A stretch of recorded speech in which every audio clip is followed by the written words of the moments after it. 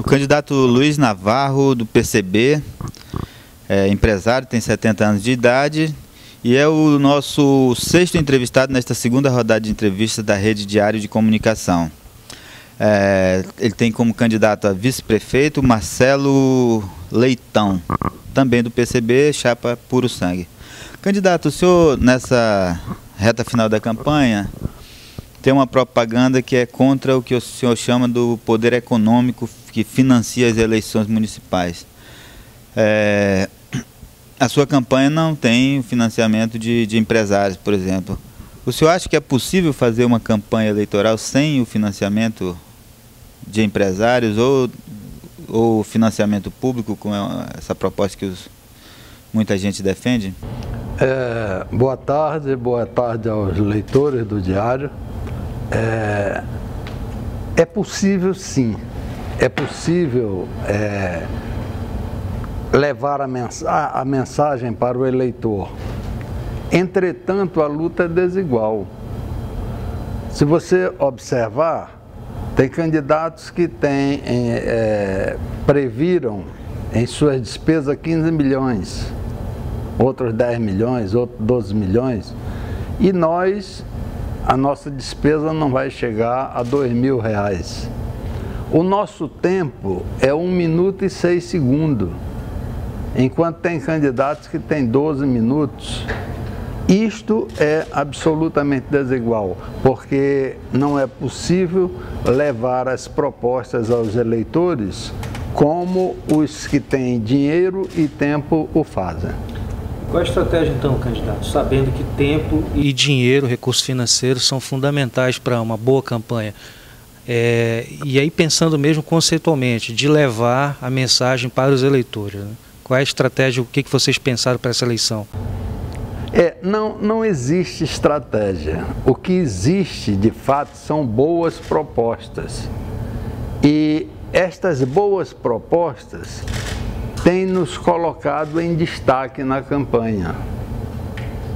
Por exemplo, nós temos a proposta do transporte coletivo hidroviário que está constando do plano diretor da cidade. Isso para nós é um orgulho. Para nós já nos satisfaz. Nós sabemos que tem postos de saúde funcionando no Santa Itelvina à noite. Isso é proposta nossa desde a campanha passada. E isso nos satisfaz, nós sabemos que a população está sendo atendida. Então, boas propostas são realmente o que fazem um candidato se destacar. Agora, essas boas propostas, elas precisam chegar ao eleitor, né? E chegaria com uma boa propaganda e aí isso tem um custo, né? Ou chegaria de uma outra forma, que seria com uma militância forte do partido que conseguisse levar essa mensagem ao eleitor. E que essa coisa do partido, do fortalecimento do partido, é uma coisa que o Gramsci, por exemplo, defendia, né? Como é que o senhor avalia essa questão do partido? O PCB hoje não tem militância. A militância é pequena, mas crescente. A militância é pequena porque, se vocês observarem, nós sofremos 2 golpes. O primeiro golpe foi da turma do PCdoB, que saíram, a turma menor. Os que ficaram no PCB eram em maior quantidade, por isso o PCB passou a se chamar de partidão, né? E o segundo golpe foi do PPS. Ali foi um golpe realmente dado pelo Roberto Freire, alegando que a sigla PCB era muito pesada para o desenvolvimento político de uma organização. E com isso, com este golpe, ele fechou realmente o PCB. Basta dizer que ele entregou a história do PCB para a Rede Globo, que nós lutamos até hoje para que nos seja devolvida. Então, a militância do PCB é pequena. Seria, de fato, você tem toda a razão, seria o caminho. Se tivesse uma boa militância, esta militância levar nossas propostas para o eleitor, porque seria exatamente o substitutivo do dinheiro que é empregado por outros candidatos. Vou fazer duas perguntas justamente sobre isso. A primeira, o partido buscou alianças, que essa é uma outra forma também de se fortalecer até ganhar um pouco mais de tempo. E a segunda, o senhor disse, a militância é uma saída, é a legião que pode levar a mensagem mais além. Na sua avaliação, o partido de orientação comunista ainda sofre preconceito? E aí por desinformação mesmo, como o próprio termo diz, né, preconceito? Queria lhe fazer essas duas perguntas. A primeira, nós passamos um ano inteiro tentando fazer a coligação com o PSTU e com o PSOL, que são os partidos de esquerda, mais ou menos autênticos, né? Mais ou menos autênticos, porque os outros partidos que se dizem de esquerda, eles têm desenvolvimento de suas campanhas políticas, uma certa obscuridade que não agrada ao PCB. Por exemplo, apoiar banqueiro, lutar contra os benefícios dos trabalhadores, outras coisas que não identifica esses partidos como um partido pelo menos progressista, né? Então, os partidos mais progressistas que nós achamos é o PMN, é o PSOL, o PSTU. Tentamos com o PSOL e PSTU durante o ano de conversações. No final, já no apagar das luzes, acontece um desentendimento entre o PSOL e o PSTU. E cada um saiu para o seu lado, me deixando sozinho. Eu fiquei absolutamente decepcionado. E disse para eles na época, estou absolutamente decepcionado com vocês. Depois tentei com o Maranhão, mas também não conseguimos nos entender. Então, em vista disso, fui obrigado a sair sozinho. A segunda pergunta é a respeito da militância. Existe um preconceito grande de partido com orientação comunista, e aí talvez isso iniba uma maior filiação, uma maior militância? Existe sim. Existe porque existem muitas pessoas que ainda não têm boa informação. E essas pessoas recebem uma maciça carga de propaganda anticomunista. Esta é que é a verdade. E essa propaganda anticomunista permanente prejudica o PCB. E qual é o tamanho da militância hoje do PCB em Manaus? Olha, nós temos filiado 900 e poucos filiados. Mas militante mesmo, nós deveremos ter de 15 a 20 pessoas. Muito pouco. Como que vocês fizeram a campanha nas ruas? Como é que foi a sua campanha? Foi de casa em casa, além da televisão, né, que a gente tem visto a propaganda começou muito precária, mas depois deu uma melhorada. Nesses últimos 20 dias, nós temos ido de casa em casa, tá? A militância tem, porque você tem que estar trocando, nem todo dia a mesma pessoa pode, porque tem a questão sobrevivência, né? A pessoa é militante, mas ela também tem os problemas dela, tem um problema com a família, então não é todo dia que aqueles mesmos podem estar na rua nos ajudando. E aí fica difícil, porque o outro está com problema, e a gente conversa, e acaba substituindo. Nesses últimos 20 dias, realmente, nós temos, de fato, ido de casa em casa. E o carro-som rodando na área com as nossas propostas. O senhor tem uma grande bandeira que o senhor vem trabalhando já nas últimas eleições, que é a questão dos conselhos populares, né? A Câmara Municipal não seria um grande conselho popular e não seria um grande conselho popular legítimo, que representa a população, que inclusive no próximo ano vai ter um maior número de cadeiras? Essa é a minha primeira pergunta sobre os conselhos populares, mas depois eu queria acrescentar uma outra, para que o senhor falasse como é que isso na prática funcionaria, né? A Câmara Municipal não é um grande conselho popular.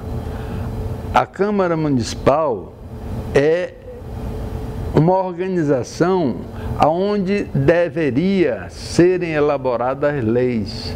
Lá é que se legisla o que o executivo deve executar. Entretanto, nós podemos observar que a coisa não está acontecendo bem assim, nem na esfera federal, nem na estadual, nem na municipal, porque o gestor, ao assumir, ele manipula alguns legisladores para apoiarem o seu projeto político, e nisso vai uma certa negociação. O que nós podemos ver na esfera federal, temos um julgamento hoje do mensalão, né? E aqui no municipal deve ser o mensalinho, mais ou menos isso, né? Deve ocorrer essas coisas. Não se pode provar, mas deve ocorrer, né? Então, o Conselho Popular não é legislativo. O Conselho Popular não conflita com a Câmara, porque o Conselho Popular não vai legislar. O Conselho Popular vai executar o orçamento municipal. Ele vai averiguar as necessidades prioritárias das comunidades e essas necessidades prioritárias serão atendidas. Eu falei em Conselho Popular no sentido de representar a população, né? E o que o senhor defende, no caso, é a sociedade representada para participar da execução, né? Exatamente. O prefeito vai dividir um pouco o seu poder com a população. Existe aquele velho chavão, o povo no poder. Isso nunca existiu, vocês sabem disso. Um gestor, quando é eleito, ele é o dono da coisa, ele decide, ele comanda.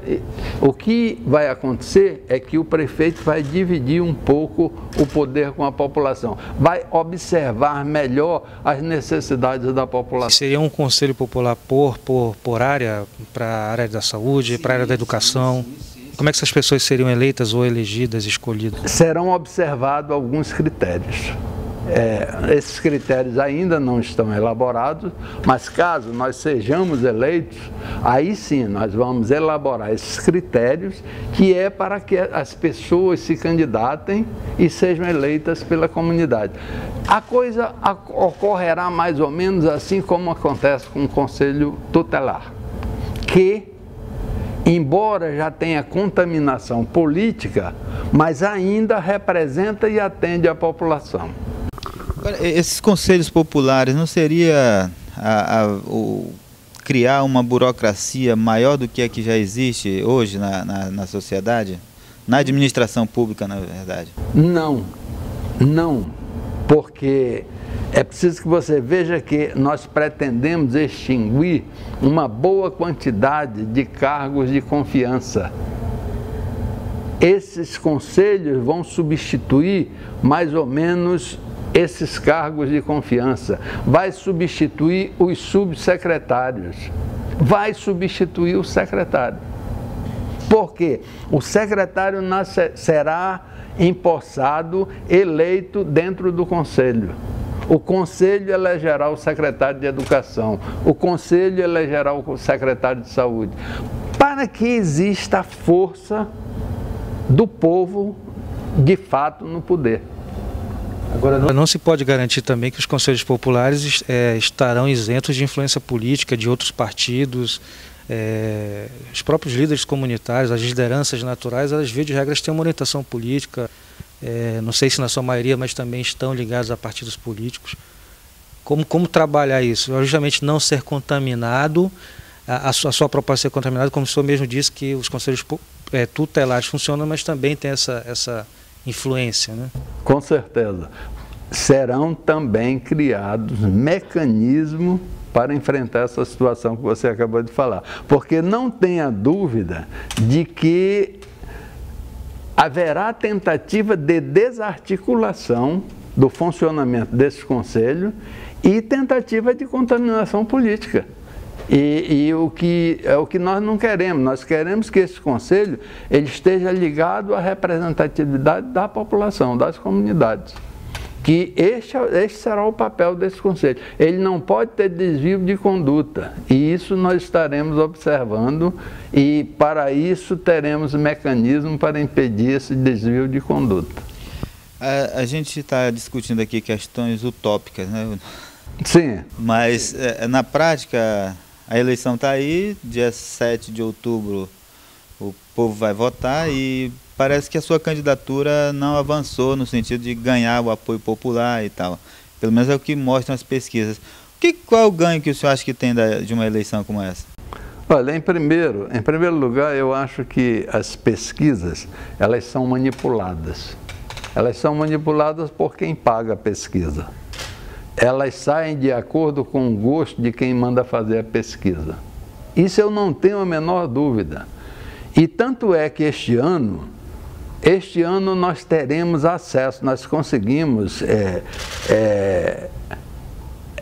criar um mecanismo que nós teremos acesso aos recibos das urnas após a votação, de todas as urnas. E aí nós saberemos de fato se temos ou não temos votos. Bom, nós estamos a poucos dias da eleição, né? Como é que será a sua campanha nesses próximos dias?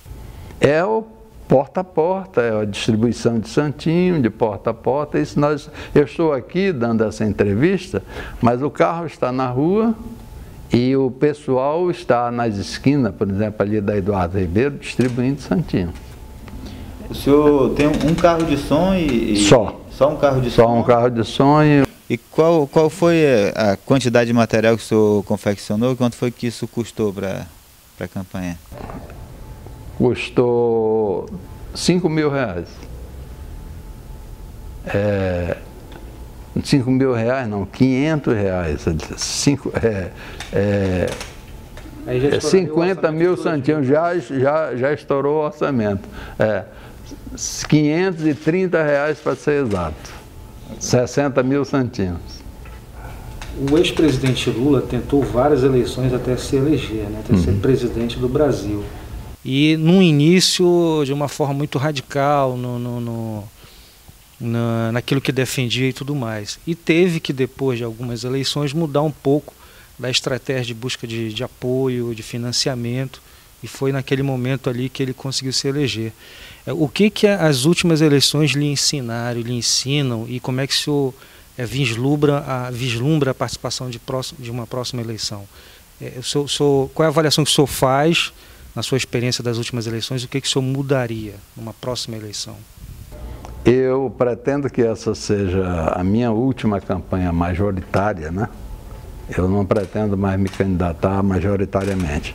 A minha experiência me diz que eu me mantive durante este tempo longe do capital e que se começasse tudo de novo, eu ainda assim me manteria longe do capital, porque você veja bem, o Lula chegou à presidência da República, mas ele se contaminou completamente. O Lula é representante dos banqueiros, o Lula trabalha para os banqueiros, o Lula trabalha para o capital. E os representantes do Lula trabalham para o capital também. Todos os representantes do Lula, todos aqueles que eu sigo, trabalham para o capital. Não tenha dúvida disso. A minha experiência me manteve longe do capital e se eu voltasse novamente, eu deveria me manter longe do capital para não me contaminar. Na próxima eleição o senhor vai ter 72 anos. Pretende se candidatar a deputado estadual, por exemplo? Eu pretendo mais orientar a juventude que está dentro do partido. Nós temos vários jovens que adentraram dentro do partido e vários jovens com faculdade, jovens preparados. Eu pretendo treinar esses jovens para que eles continuem levando a mensagem do partido. Agora, o senhor fala do capital, o senhor acha que é possível se chegar a ganhar uma eleição sem os recursos necessários? E aí eu volto àquela minha pergunta inicial. Se não é o capital, seria o financiamento público de campanha? O financiamento público de campanha seria com impedimento de que o capital especulativo entrasse na campanha. Porque o problema não é o capital. O capital é necessário em qualquer tipo de negócio. O problema é o capital especulativo. Eu vou te dar um exemplo já. Existem grileiros de terra que se apossam de grandes áreas de terra de comum acordo com os gestores, e essas grandes áreas ficam aí abandonadas, sem uso, sem fim social, especulando para ganhar preço. Isto é criminoso. Isto nós somos contra. Entre as suas propostas, né, que o senhor está levando para a população nessa reta final da campanha, qual que o senhor destacaria como uma proposta viável de ser executada? A proposta da retomada da concessionária de águas, né? Reverter a privatização, estatizar a concessionária de águas, a construção das usinas de compostagem de lixo. Isso para mim é fundamental. Isso seria acabar com os lixões que os gestores dizem, tem um lixão, o aterro sanitário. Não tem aterro sanitário, tem um lixão controlado, certo? Nós temos um lixão controlado. As usinas de compostagem, nós iríamos tratar nossos esgotos e iríamos perseguir o resíduo zero. Eu considero uma das melhores propostas da nossa campanha. Uma das melhores propostas da sua campanha, mas qual o principal problema que o senhor acredita que a cidade de Manaus vive hoje? É a mobilidade. A mobilidade é o principal problema. E aí nós temos o transporte hidroviário coletivo, iríamos colocar para funcionar o BRT e possivelmente o governo do estado deve deslanchar com o monotrilho. Candidato, nós chegamos ao final da nossa entrevista, mas a gente dá sempre um minuto para o candidato dizer o que quiser. Puxa vida. A você, meu amigo eleitor, nós temos as melhores propostas e espero que vocês votem em nossos candidatos a vereadores. Tem o Augusto Castro, 21021, tem o Dr. Castelo, 21222, tem a professora Selma, 21111 e eu, Luiz Navarro, 21, para prefeito. Muito obrigado.